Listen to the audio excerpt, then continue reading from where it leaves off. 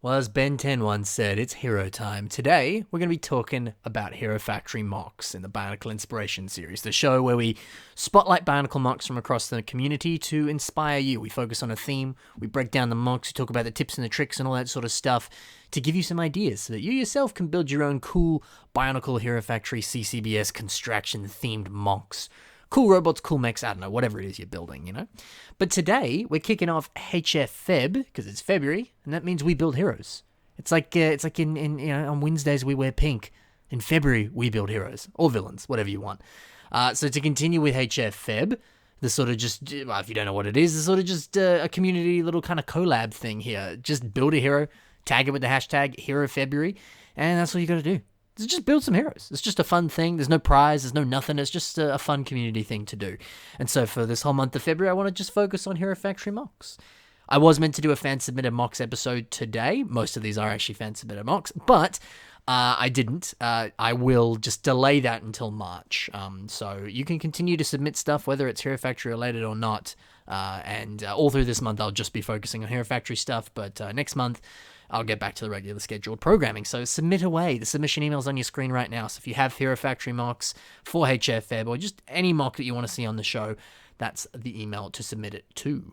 Anyway, that's enough of this introduction. Let's just dive into these Hero Factory MOCs. The first one we're going to be talking about today is by Paulix Mock Building. And this didn't actually have a name in the submission. But you know what? We can come up with our own names. So I'm going to call this guy Paul Sword Striker.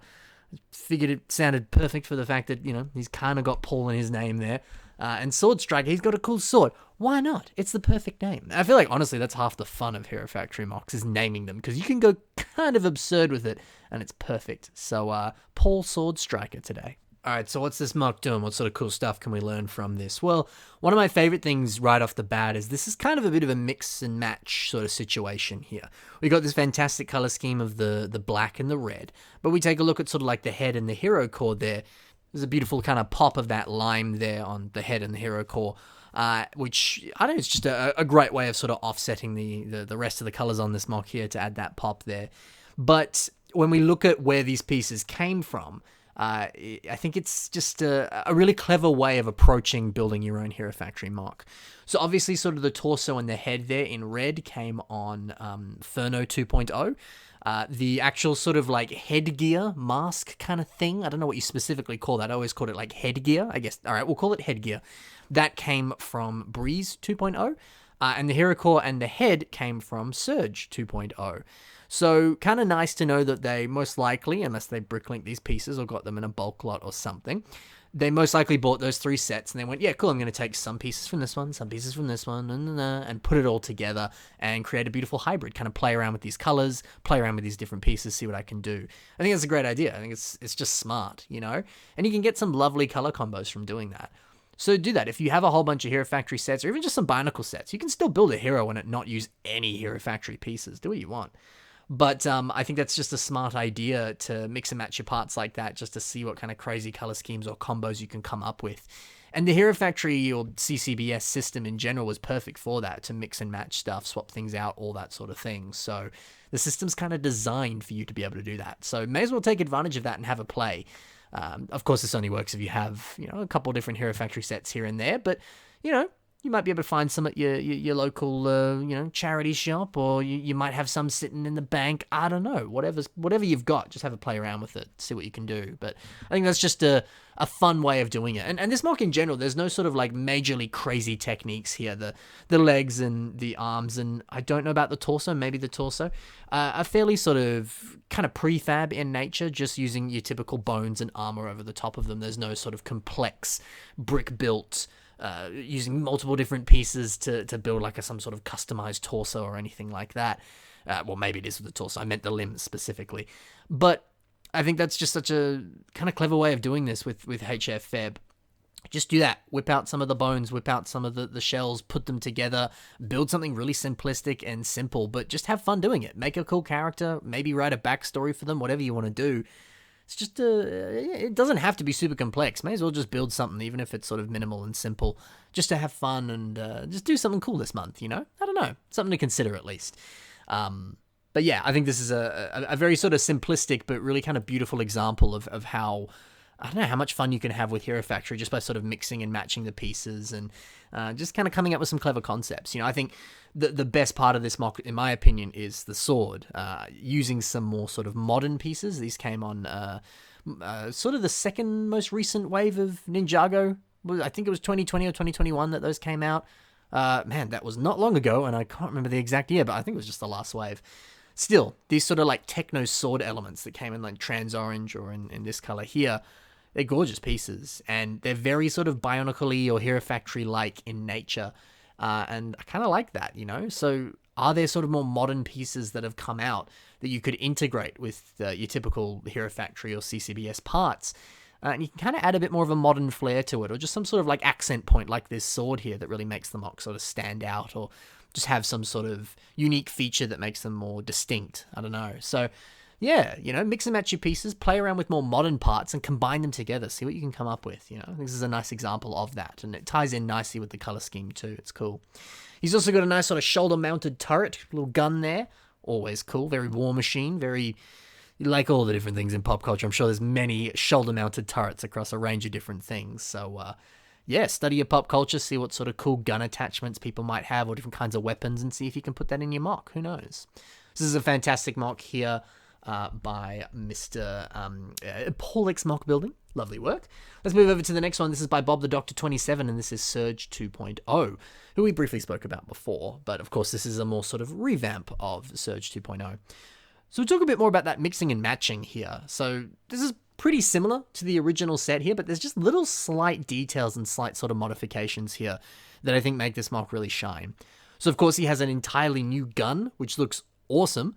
Some of these larger barrel pieces on the end there came from different Exoforce sets. It's a really, really nice piece. I don't really think it's made anymore, which is a bit unfortunate, but there's so many different sort of cylindrical barrel-like parts that exist out there. I'm sure you yourself could just track some down and see what you can do, or just grab some of these old Exoforce pieces. I don't imagine they're that expensive, and they make for a pretty cool gun. So yeah, I mean, there's so much customization you can do with weapons and guns and different things. So yeah, go to town, take an old hero that exists in the story and give him some cool new weapons, even if it's little slight stuff like that.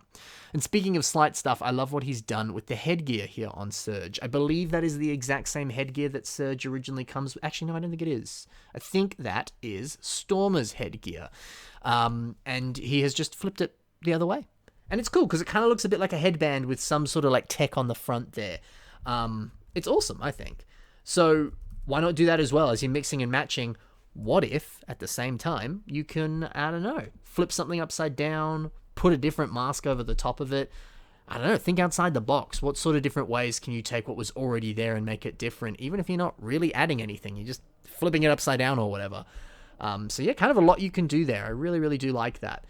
It's a small thing, but it goes a long way, I mean, what sort of small stuff, little small modifications can you make to a pre-existing set to make it cooler?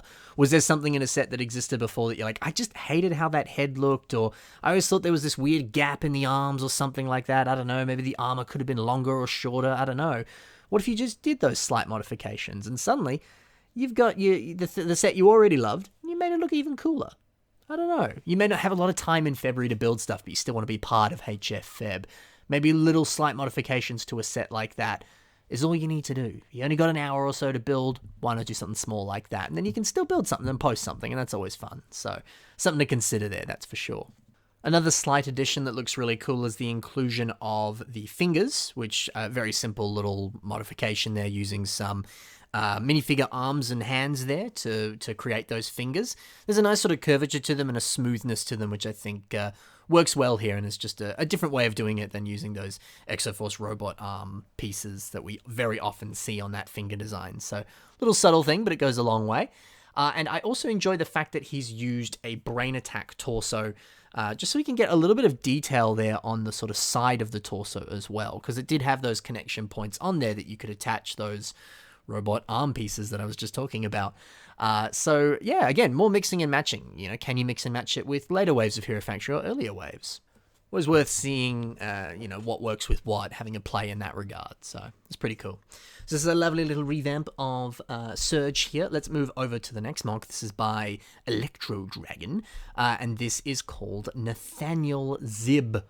So only the real OGs will remember this, or if you just watched Hero Factory, I don't know. This is one of the ones that comes from some of the different books and TV shows and shorts and different things that related to Hero Factory. This guy was never made as a set, but he is a canon character. So let me go over to the old Hero Factory wiki here, and I'll read up a little bit about Nathaniel Zib. Nathaniel Zib is one of Hero Factory's most experienced mission managers. Zib has been working in Hero Factory for 7 years, and he's in control of several Hero Factory teams, including Alpha 1. So that's pretty cool. There's a whole variety of different characters that appeared in those Hero Factory shorts that didn't actually exist as sets, whether it's the weird TV reporter character or Von Ness before he was Von Nebula, all sorts of stuff like that. Can you have a play around? Can you see what you can do and come up with one of these really interesting characters and build them in brick-built form? Because, well, they didn't exist in brick-built form before. Plus, it's an excuse to watch some of those old Hero Factory shorts and things, which some of them are on YouTube. Some of them might be on Netflix. I don't know. I'd have to check. I doubt it. But, hey, worth having a look anyway. So, yeah, have a look at all the different wealth of media that existed out there for Hero Factory and see if that sort of stuff can inspire you. Because I think this is just such a clever mock. Because, it's one of those things that's rich within the world of Hero Factory. But you don't see a mock of it every day. This is a rare find. Rare find indeed. So what's going on with this mock here? Well, it's using a lot of system, and I think that's kind of a fair call, because actually looking at Zib from some of the source material here, he is a little bit more sort of like spindly and small. Specifically like the arm design that's been played around with here, using a variety of different pieces like your mixel joints and some other sort of system, binoculars and other pieces there to achieve a more sort of like greebled mechanical design there. Because it is so small in nature, it's just, I don't know, it's not something that would be easy to do with CCBS or Bionicle parts. So pretty smart to use your system, especially too, unless you were to do some sort of 3D printing or some sort of custom mask here. It'd be a bit difficult to find a mask that looks exactly like Zib did in the source material. So using your system there, I think that's a great idea. Your system parts are often, a lot smaller than Bionicle or CCBS or construction pieces. So simply using those there to build a custom version of that head, which resembles the source material pretty well there. That's just a good way of doing that. So lovely work there. I also enjoy the way that he's designed the torso. It seems, again, pretty fitting for the source material. It seems a little different in some manner, but I kind of like it. To me, it kind of looks like some sort of like overalls or some sort of like engineer's uniform or something like that. It's just, I don't know, it's a little bit different. It's a little bit fun. And it seems fitting for the character as well. So, I don't know, I like that. So a bit more of a system-heavy mock here, but hey, it's HFfeb. We just got to build something that relates to Hero Factory. You don't have to use Hero Factory pieces specifically. So yeah, a lot of different ways you can approach this community collab of HFfeb. So it's pretty cool. Let's move over now to the next mock today. This is a pretty cool one from AJ Tazt. I'm not sure how to say that. How about AJTAZT? And this is called Blazin Beast versus Spyrex Battle Rover. So we had the Invasion from Below wave of Hero Factory, which was awesome. It was very kind of kaiju inspired. It was these big sort of giant monsters versus Jaeger-style mechs with the heroes piloting them. But the heroes are actually sort of more sort of like minifigure-like in scale. A little bit taller than a minifigure, but still more minifigure-like in nature. I really liked it. I thought it was a very unique concept. I know some people weren't too jazzed about it, but I always thought it was really cool. And I know a lot of other people who think the same. And something that was also really cool about that is you did get a few sets where it was within the one set, the actual mech versus the robot, which you didn't really get that often with Bionicle. You got it like once with Hero Factory before that with Vapor versus Bulk. But to actually get a set that has a sort of hero and the villain within the one pack was quite rare. But you did get it here and there with this wave here, which I love. So it's cool to see a mock that sort of capitalizes on that in that sense and says, hey, let's do a bad guy versus a good guy. And since that is part of the joy of HFfeb, you can build heroes, you can build villains, do whatever you want. Why not do that? Have a villain fighting off against a hero, theme it in some fashion, do something fun like this. It's a good way of approaching it. I think it's a bit of fun. So let's dive into the mock here. Let's specifically focus on the Blazin Beast here. So this seems to use a whole bunch of different pieces from all the different Invasion from Below monster kaiju-like characters here. So again, kind of similar to what we were talking about before with the sort of mixing and matching here and there. You know, if they were specifically used in the actual set, kind of makes sense to use them in a mock that's inspired by it, right? So, yeah. Another detail I thoroughly enjoy is these really awesome looking claw sort of finger arm designs here.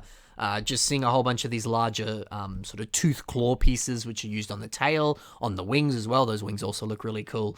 It's cool to just see a bunch of spikes all over this character here because, you know, it is a big scary monster. It makes sense they'd have a whole bunch of spikes on them. So nice to see a bit of the sort of repeated use of that part all throughout here. It looks really cool. And the fact that he kind of seems to have like flamethrower hands as well, and there's just flame pumping out of it there. That's pretty cool. You can certainly see how this creature would fight, you know, sort of slashing with the claws, burning with the hand, all that sort of stuff. So yeah, it's pretty cool there. I do thoroughly enjoy that. The color scheme's also quite unique. Bit of orange, mainly kind of black, and this azure color as well. Thrown in with a couple other translucent colors as well. It's cool. I don't know, it works well. And again, very similar to the original sets there. You often saw those colors in those sets. But hey, it works. One other detail I love, using a slightly more modern piece that came on mainly the kind of Chima Ultra Build sets. If we take a look at the head, he kind of has a bit of a sort of furry mohawk there, which is, that's pretty cool. So again, using some more modern pieces that didn't necessarily originate in these sets, but really improving it and making it look cool. So lovely little detail there. Let's move now over to the Battle Rover. I love this. You don't really see kind of like rovers or cars or sort of buggies in this sense. I guess it is called a rover, but you don't really see them being made out of Hero Factory parts. It's quite refreshing in my opinion. I like seeing it. And seeing these big old wheels and sort of wrapping them around Hero Factory armor there, it just looks gorgeous. There's just a lovely sort of overall look to this Battle Rover here. It's fantastic. And I love that when we look at it from underneath, we can see that there's kind of a bit of posability in the wheels as well, which makes sense. You know, if the aliens, or not aliens, if the kaiju are invading from below, you're going to have to traverse through all these different caves with all this rocky terrain. It makes sense there'd be some really solid suspension or different ways that these wheels sort of move up and down and all sorts of stuff. So it's unique and it's really cool. It's awesome. I know, I love seeing a sort of wheelie buggy rover kind of design with construction. You just don't see it every day. I love too these two guns. The fact that one is red and has a sort of different Zamisphere in it, and the other one is grey, which sort of fits with the rest of the color scheme there. Kind of makes me feel like one maybe shoots some sort of, I don't know, energy blast, maybe an ice blast or something, and the other one's just sort of your typical sort of, I don't know, Zamisphere launcher weapon thing. So it's cool. It looks like one has different abilities to the other, for lack of a better term. It's neat. It's a different way of doing it. And, you know, it's possible that maybe when this was being built, they were like, I'll definitely have two, gunmetal launchers there. And they're like, I don't have a second one. Well, screw it. I'll do a red one. So it's nice to see a bit of justification for maybe a lack of colors or a lack of a specific piece. Or maybe that was always a part of the design there. Either way, it's really cool and really clever. So I thoroughly enjoy that. I like, too, that the actual sort of system-inspired character that's inside this here, which is what most of the Invasion from Below minifigures look like, I like the fact that he has red arms. You know, it's bulk for, you know, all intents and purposes. But just that subtle little bit of customization there makes this, I don't know, just a bit more fun. And I don't really think I've ever seen people customizing the minifigure scale heroes from Invasion from Below. So that's really unique and cool. And you know what else is cool? He built that same minifigure character as an actual, you know, Hero Factory hero, which is awesome. And it's great to see the similarities between the two there. I absolutely adore that. So, not going to talk too much about this because I've got to move on and show you some other monks here, but be sure to check the links in the description below and see all the different backstory and other beautiful stuff within this post here. But man, I love that. Seeing a scaled down version and the bigger version here as well, that's really cool. So, yeah, love your work here, good sir. Great to see some more Invasion from Below love. Absolutely awesome. Let's move over to the next mock now, and this is also a sort of kind of battle, sort of hero versus villain style build here. So this is Kyla Dive versus Ichthon the Ocean King. These are awesome. These are really cool. So let's focus on Kyla Dive first, the hero in this sort of hero versus villain duo. It's great to see some dark blue with Hero Factory. Typically when there was blue being used, it was on our boy Mark Surge, who, for obvious reasons, really enjoy. Yeah, it was the beautiful kind of mutter blue that originally came on like Gully, for example. And that's a fantastic color, but you never really saw dark blue being used too much in your Hero Factory. So it's lovely to see a Hero Factory Hero Factory hero, or maybe they're a villain in disguise. All this dark blue being used here, it works really well. And of course, Kina's mask is being used there, which I think actually works surprisingly well for a Hero Factory inspired like helmet here. It's pretty nifty. So yeah, maybe use some dark blue, or maybe use some other colors that didn't really exist on any of your typical Hero Factory heroes out there. Something to think about for sure. But I absolutely adore that. I love the arm design too, bit of an interesting way of doing it, how it sort of uses one of those interesting connector pieces that has sort of two ball joints and then sort of ends on two sort of pins there. So just a nice way of creating that sort of spiky shoulder design and transitioning into the arm there. A little bit different, a little bit unique.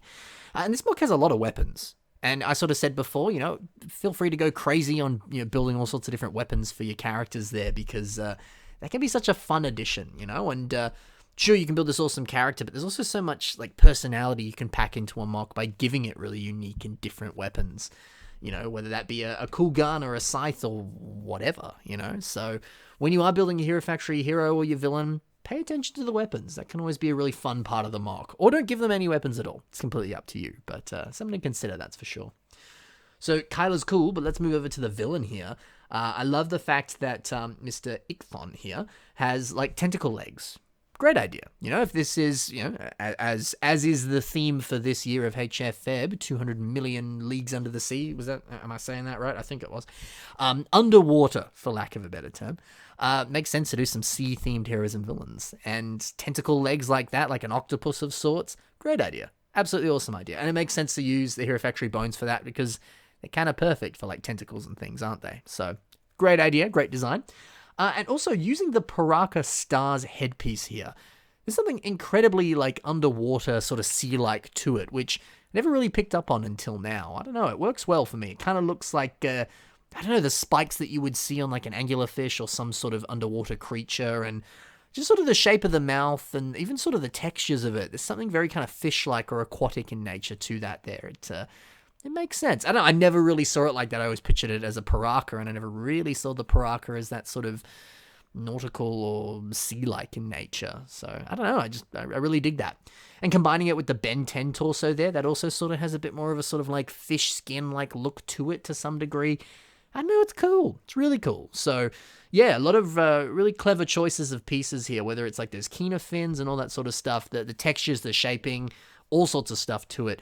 Does give off a really solid, strong underwater vibe to this. It's cool.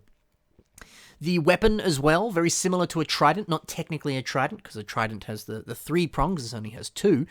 But it's close enough to a trident, right? So fitting for an underwater weapon of sorts. You see that on, Aquaman, Poseidon, all sorts of different things. So very fitting weapon. And yeah, just a really awesome hero versus villain combo model mock here for HFfeb. Very, very cool. Let's move over to the final mock now. This is by the All-Seeing Eye, and this is called Junkyard Jockey. So this definitely has a sort of junkyard sort of scrap look to it, which is always a fun aesthetic to do with your Bionicle or your Hero Factory, specifically Hero Factory in this case. And it makes sense for a sort of villain of sorts. You can totally see them maybe living in a junkyard, and that's where the heroes have to go to fight it. Or maybe they don't live in a junkyard and they just sort of repair or improve their body using just kind of random pieces that they find along their journeys, Maybe they kill other heroes and take out parts and build them into their own body. Who knows? All sorts of cool stuff could come from that concept. So, yeah, maybe playing around with a sort of junkyard concept like that, or even just like like a bounty hunter that steals things from their victims, It's a cool idea. And it's been done in an interesting manner here. So the color scheme itself is lovely, the sort of orange, gunmetal, and grey all throughout this here. There's something very fitting of that seems appropriate for a junkyard, specifically like the greys and the gunmetals and things that you'd expect, kind of metals and other things to be lying around in a junkyard of sorts. And the orange kind of looks like maybe like construction sort of vehicles or equipment, different things that would sort of scoop up the junk and put it away or smash it down or whatever. So it makes sense that they would have taken elements from the junkyard and sort of built it into their body or whatever. Yeah, I don't know. It's cool. Again, I could be entirely wrong. This may not actually be the backstory for this character. I'm kind of just making it up as I go here. But I don't know. That's the vibe I get for this character. And I don't know. I have fun making up random backstories for characters as I look at them. that people have made here. So that's at least what I see. Maybe you see the same thing. Maybe you see something different. Who knows? I also enjoyed the weapon here, and we can see it in action in some of these pictures as well. To me, it looks a bit like sort of like a welding device of some sorts, or some sort of like really strong flame that could melt down metal or things like that. Again, something very fitting for a junkyard of sorts, or some sort of industrial mechanical style like welding or activities that would occur. It's a very fitting weapon. So I like the idea too. We've spoken a lot about weapons today of, can you theme the weapon to the sort of concept or idea that you're coming up with for your character? If it is underwater, could it be some sort of, trident like we saw before, or sort of like a harpoon gun, or a welding tool like this? Who knows? There's a lot of different ways you could approach it here, and this is just one of the many. The headgear here is cool as well. We spoke about headgear, which is very sort of key with Hero Factory 2.0. But as Hero Factory went on, they sort of abandoned that idea of headgear and sort of almost went back to more of just a sort of stereotypical mask for the Hero Factory characters. But I like the fact here that this Black Phantom mask in gunmetal here does have sort of the natural connections on the side there. So why not put a few little system things on the side there as some sort of, I don't know, interesting attachments, different sort of devices that they can use for fighting heroes, whatever your imagination can come up with. I think it's a great way of improving that helmet there and just tying it in with the rest of the concept here. It's pretty cool. It's always those little details that go a long way. So that's it for this episode of HFfeb coverage. As the rest of February continues, we'll be posting even more HFfeb-styled stuff, whether that's just more Bionicle Inspiration series episodes that just purely focus on Hero Factory MOCs, or, like I said, I'm going to look into picking out some Hero Factory-related sets and things and maybe reviewing them, and just any other ideas I can come up with that relate to Hero Factory. I'll definitely be keen to do some videos related to that, just to celebrate this month of HFfeb. And by all means, if you have ideas for, I don't know, Hero Factory sets you want to see reviewed, or, I don't know, if you have other ideas for Hero Factory videos that aren't the Bionicle Inspiration series, let me know in the comments below. I'll see what I can do. I'm always happy to take suggestions in that regard. So that brings our episode to a close, but by all means, check the links in the description to all the MOCs that you saw in today's episode, and check out these builders because they built other cool stuff. Be sure to check out the things that they've made. Additionally, in the description below are links to some of my own social media, so you can see some of the other things that I've got going on over there if you so choose. That also includes my Patreon, so if you want some access to my private Discord server where you can have some nice personal chats with me, the Patreon exclusive podcasts that I post over there, and some other behind the scenes awesome content like that, well, that's the best place to do so. So take a look over there if you're interested, and consider joining the Patreon if that is something that you want to do. Finally, the submission email I spoke about at the start of the episode, but it's on your screen once again right now. By all means, feel free to submit some Hero Factory MOCs or non-Hero Factory related MOCs, and I'll include them on the show when I can. Thank you very much for watching. I hope you very much enjoyed. Happy HFfeb. It's only just begun and there's so much more to come. Let's get ready and let's have some fun. See you soon. Bye for now.